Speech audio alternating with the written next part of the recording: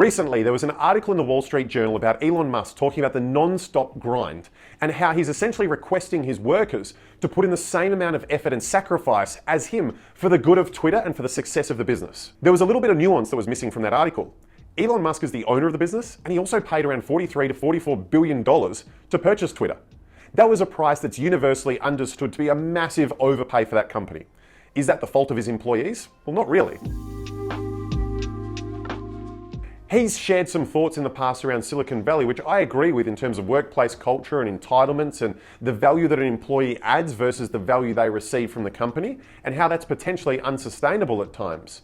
However, you can't expect an employee to put the same amount of effort as what the company owner and someone who's invested $43 to $44 billion into that company. You would expect Elon Musk to work the hardest. He has the most at risk, but he has the most to gain. What we can learn from Elon's example here is almost like a counter-hero for a small, medium-sized business and the workplace we want to create to have the most profitable and successful business we possibly can. The first question we've got to ask is, does the business model make sense?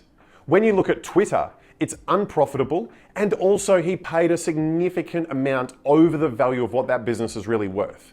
That has a negative compounding effect on the business model. Firstly, you've overpaid, you've overstretched to begin with. And secondly, you're losing money by running those operations. So the question you've got to ask yourself is, does the financial and business model of your business make sense? Can you reasonably expect good, solid employees to be able to deliver a profitable outcome for your business?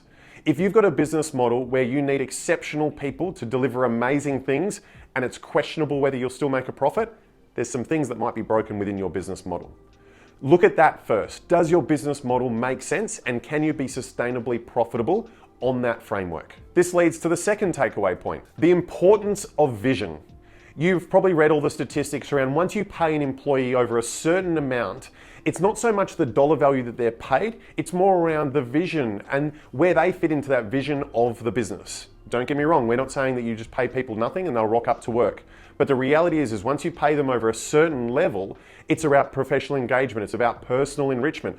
All those elements that go into someone feeling successful within their role and within their career progression within your business. For the employees which remain within Twitter, and we don't know exactly what goes on internally there, but you hope that the vision that Elon Musk has for that business is something that the people left within Twitter find compelling and want to be a part of. The question you want to ask yourself is, what's the vision you have for your business? And are your people compelled by it?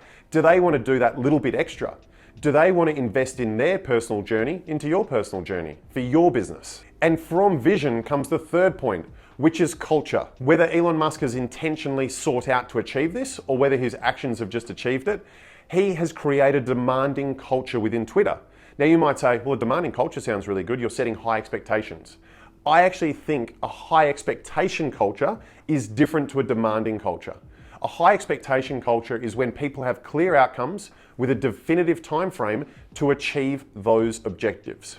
Whereas within Twitter, Elon Musk appears to be creating just demand for the sake of demand without an actual clarity around what the expectation around the employees are. If you've taken away 80% of the workforce, it's going to be challenging for the remaining 20% to extract enough value to get that business back to profitability and also to realize the initial value of the investment that he's made within Twitter. The question you've got to ask yourself as a small, medium-sized business owner is, do my team members know what the expectations for them are? What is the outcomes they're expected to deliver in the time frame they're expected to deliver? And if you can build that culture where people continually achieve and exceed those targets, you will have a very, very high set of standards that the people within your business live and die by on a day-to-day basis. We've talked about business model, we've talked about vision, we've talked about culture. You might be thinking, well, none of this actually rewards the employee. And that leads to the fourth question.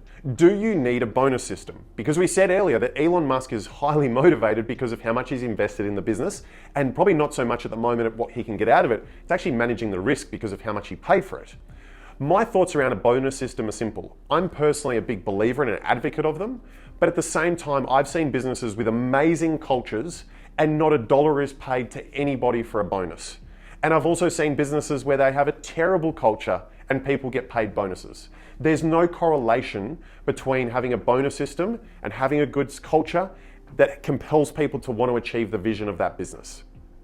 The virtues of a really good bonus system are probably a bit too much for today's video, but the key point is to achieve the success about getting the buy-in of your team members, a bonus system isn't a necessity. Which leads to the fifth and final element from what we can learn is, does each team member have a clear objective around what they need to achieve each day, each month, each year within their role? You may have heard me say this in other videos. The most frequent mistake we see by business owners is that each team member doesn't have a clearly defined and specific target they need to achieve on an ongoing basis.